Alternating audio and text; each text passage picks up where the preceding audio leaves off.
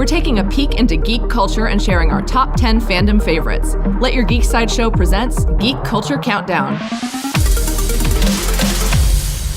Hey guys, welcome to this week's Geek Culture Countdown. We've got another top 10 list for you guys. I'm Susan. And I'm Kitty. And yeah, we decided that we wanted to get kind of spy versus spy, even though they're not on the list. But oops, we need to make a change. Yeah, making changes right now. But we decided we wanted to look into, like Kitty said, the top 10 detectives. I don't think I said it yet. Did you not say it yet? No, I didn't. So surprise. Surprise, top 10 detectives. So there's a lot of fictional detectives out there. There are a lot, to the point where we have to kind of emphasize that these are ours. They belong on our list. We've got important cultural relevant information to them. We have literature and we have things to back up why we put each of our characters on this list. However, we recognize that there's a lot of fictional detectives out there. And it doesn't take a super sleuth to find way more than could fit on a list of top 10. We were like top 10 and then it very easily went to like 20 and even 30. So that's why we have a place for you guys to discuss. So be sure to do that. We'll remind you again at the end. But we should go on with the list so you can see if any same page right now. See if any of your favorites. Deducing the clues. Anyway. All right. So we're going to stop. We're going to start. Oh my God. We're going to start at the top. The top being 10. Top being 10. Number 10, we picked Mulder and Scully from the X-Files. So they are special agents from the FBI. They investigate the X-Files, which are unsolved cases involving paranormal phenomena. This is for an extremely long-running sci-fi series. I think it's one of the longest in American television. Yeah. So there's also like a pretty big break between seasons 9 and 10. That is true. Mm-hmm. But I think it started out as a cult classic show, but now it is a huge milestone in pop culture, including like Monsters of the Week versus overall mythology and episodes. It has such a rich story behind it that you just kind of have to dig your every part into it, like feet, hands, whatever, into the Mulder and Scully verse. Yeah, and so Scully is the skeptic. I think with a lot of these people work solo, but with a duo, you need the skeptic, and Mulder wants to believe. Mm-hmm. So they're the number 10 spot on our list of top 10 detectives. Our number 9 spot can really be summed up in the opening theme song to the show. Take it away. Which sometimes some crimes go slipping through the cracks, and these two gumshoes are picking up the slack because there's no case too big and no case too small. When you need help, just call Chip and Dale Rescue Rangers. It has been such to the point where just this past weekend, they did another show about Chip and Dale Rescue Rangers in an art gallery in Los Angeles. This has been from the 90s to today, a fun show that even kids can, it's for kids. So I should probably say this is a cartoon for kids that even adults can get into instead of I'm an adult and I watch the show and even kids can watch it. But really it's about, Disney classic characters being rehashed as detectives who solve the crimes that humans can't necessarily get to because of their human restrictions. So number 9 goes to the Chip and Dale Rescue Rangers. All right. Now, number 8 on our list is also another duo, very famous literary duo, Nick and Nora Charles, created by Dashiell Hammett. They first appeared in the novel The Thin Man, which is... Do they have an infinite case list? This is not the same Nick and Nora from the film. Having not read any of these books, I actually asked Kitty that earlier today when we were going over our notes. Yeah, I was like, this is not Nick and Nora's infinite playlist, right? No, but this is Nick and Nora Charles, who appeared in one novel and spawned a 5-movie sequel film line. Jeez. Yeah. They were so popular. It's a 1920s kind of 30s era thing, and they were played by William Powell and Myrna Loy, who were just they had the best on-screen chemistry. They were boozy and flippant and very witty, and they had a cute little dog named Asta. In the book, Asta is a Schnauzer, but in the film, it's a wire terrier, and that dog kind of became the symbol for their high society and. I can't believe that there's such a big gap in my knowledge of this. I have no idea what this is, so now I'm gonna have to check it out. Dashiell Hammett created a lot of other I know who he is. Yeah, like Maltese Falcon. No, right. I know. So, but Nick and Nora Charles really stood out among that, and the Thin Man film was so popular that it did spawn 5 movie sequels. Oh my gosh. Yeah. All right. So they're number 8 on our list. Diane, it's overcast and a dreary day in March that I have lost track. He might be unorthodox, but Dale Cooper goes to number 7 on our list. Dale Cooper. I had to do the Diane thing intro. So you prepared all these lines and I prepared because each of these characters I think is so unique that, Dale, you don't even meet Diane until the whole, miniseries that happened, the 18 episode miniseries. But Dale Cooper might be unorthodox, but he has survived the Black Lodge and done much more to solve the mysteries of Twin Peaks and the death of Laura Palmer, some of which we still don't understand. So Dale Cooper became number 7 on our list. We are enjoying this with a cup of coffee and a slice of cherry pie. Damn fine coffee at that. So number 6 on our list is Nancy Drew. Nancy Drew was created by Edward Stratemeyer as the female counterpart to the Hardy Boys. And want to shout out, while we were picking this list together, people said, well, what about the Hardy Boys? And we wanted to include all of the fictional detectives, but once again, is where the list went from 10 to 20 to 30 very quickly. Yeah, but I picked Nancy Drew for number 6 on the list just because this was a number that surprised me. Her original series ran for 175 books, and then they did 124 Nancy Drew files, 5 films, 2 TV shows, and 4 TV pilots that I don't think went into series. And a partridge in a pear tree. Yes. But the Nancy Drew series was actually ghostwritten by a bunch of authors, and they went under the pseudonym Carolyn Keene. So I think that's what contributed to how many Nancy Drew stories were published. And she first appeared in 1930. And the character has been a massive influence for a lot of women and young women in general, but also she's also just referenced a lot in pop culture. You see her even in the Birdcage, they comment about how many Nancy Drew volumes there are in the house. Yeah. So and so while the Hardy Boys were also a good counterpart to her adventures, I think Nancy Drew definitely deserves to stand by herself on spot number 6 on our list. Mm-hmm.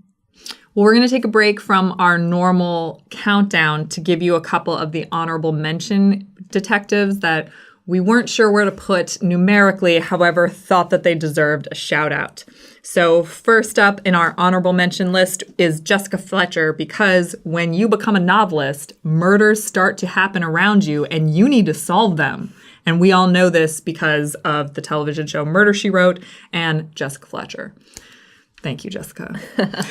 And our second honorable mention is Dick Tracy. Dick Tracy was an American comic strip character who, you see, yeah, he's. I think when people conjure up the image of the gumshoe, hard-boiled detective type, it's Dick Tracy. Oh yeah. He debuted in 1931. A lot of these characters are from the 30s. That makes complete sense. That's when noir was. That's the era that we think of when we think of scrappy noir characters. It's like that age. Yeah. Oh, I can hear the jazz music playing already. But and the pianos. And the smoke. His comic strip was distributed in the Chicago Tribune. Oh, I hit the table. Sorry. Distributed in the Chicago Tribune, New York News Syndicate. And his series used a lot of smarts and wit and gadgetry, but gunfights always wrapped up the end of every story, and I think that's kind of a classic. You gotta get a Tommy gun. That's a classic staple of the genre, and he inspired radio series, comic books, games, and volumes of his collected as well as strips. A really awesome movie. That's true. Mm-hmm. Very awesome movie. So Dick Tracy is our second honorable mention. All right, back to the numbers on the list. Number 5 goes to one of the first that I wanted on the list. I was like, gotta have Veronica Mars. Veronica Mars is smart and sassy, and when we meet her, she is still in high school. However, she goes from high school just helping out her dad because her dad's actually the private detective in this series, but she solves, I think, way more cases than he does. And where would he be without her? She solves her best friend's murder. She solves everything moving forward. And then when she goes to college and then there was a movie, it was just such an awesome show to watch. Created by Rob Thomas, who now has gone on to do such shows like iZombie that I was also kind of wanting Liv on the list, but we settled on Veronica Mars. So thank you, Veronica. So spot number 4 on our list is another literary character. Forgive me for the name pronunciation, but it's Hercule Poirot. Agatha Christie's Hercule, the detective. He's a Belgian detective. He's another one of those ones that actually was designed to be a bit sillier. I mean, he's got that famous mustache. But he's not one of the hard-boiled murder type guys, but he does solve murders. And he appeared in 33 novels, including Murder on the Orient Express. Which, if you haven't seen the new version with Kenneth Branagh playing him, you really should check it out. It's a very well done version of that particular book. Yeah, and he was also in over 50 short stories. I mean, he's one of Agatha Christie's longest lived characters. And when he died in the novel Curtain, he actually received an obituary in the New York Times. And I think, according to the internet, he's the only fictional character who received an obituary in the New York Times. I don't know if that's changed, but yeah, it was That's something for y'all to fact check us on. It was a big deal. That's cool. Yeah. Oh, wow. I didn't know that. Yeah, he had such an impact that, I mean, people was like, hey, he's gone from the literature now. Oh, that makes sense. So, Hercule is number 4. I'll work on the name. Yeah. You also have number 3. I do have number 3. Yep. Mm-hmm. Number 3 is Jessica Jones from Marvel Comics. I have a certain affection for the character, but I also picked her on the list just because her comics signaled kind of a change for Marvel with the Max imprint. She was notably the first Marvel character to drop the F-bomb. And it's the first word in her book. It's the first word in her book, and I mean, that's kind of an explosive introduction. She is the owner and sole employee of Alias Investigations, and despite all her craziness, she maintains a somewhat normal family life with Luke and her daughter Danielle, and as differentiating her from a lot of these other characters, she deals with cases involving superpowered humans. So she's got like that added danger factor. That's awesome. I like it. So it's Jessica Jones at spot number 3. Spot number 2 goes to... This was actually very tough because 1 and 2, we went back and forth and rattled around a lot. But number 2, we settled on Sherlock Holmes. Whether it's the Victorian era master of deduction or the modern high-functioning sociopath, Sherlock Holmes is definitely worthy of his spot on this list. There's many different versions of him, and most classic mysteries that you think of Sir Arthur Conan Doyle, and you think of Sherlock Holmes being the guy who knows everything, can solve everything. He's the one that you go to no matter what. It's elementary. There's like, even when you look back, there's just so many nods to him that you can't make a list of pop culture detectives without having Sherlock Holmes on there. Because, I mean, even back in his day, he was the pop culture of that era. And a lot of these characters, I think, have been partially inspired by absolutely. And I think that Sherlock. Once you go through, you see how much mystery has made an impact on pop culture. Because if you look at the list before we get to number 1, you see all these different time periods where, yes, a lot of them were born in the 30s, but Sherlock Holmes was from the late 1800s. So there's this thread where it seems like we all kind of, no matter what time, want to solve some sort of mystery of our existence, which leads us to our number 1 detective on the list, which is the guy who debuted in Detective Comics, Batman. Batman is the world's greatest detective, and trust us, you do not want Batman on your case because Batman knows everybody's weakness, including all of the members of the Justice League, and he will track you down and he will find you and solve the case. It's, again, another pop culture icon built from, what, 19... Oh, he's Detective Comics 26. I don't remember the 27. year. 26, 27? Oh no, my brain. What is happening? That's so bad. Anyway. We didn't get all the clues. we didn't get all the clues. Help us, Batman. Oh my gosh, I'm going to get ripped apart for this. Anyway, but Batman is the world's greatest detective. There is no other detective like him in pop culture.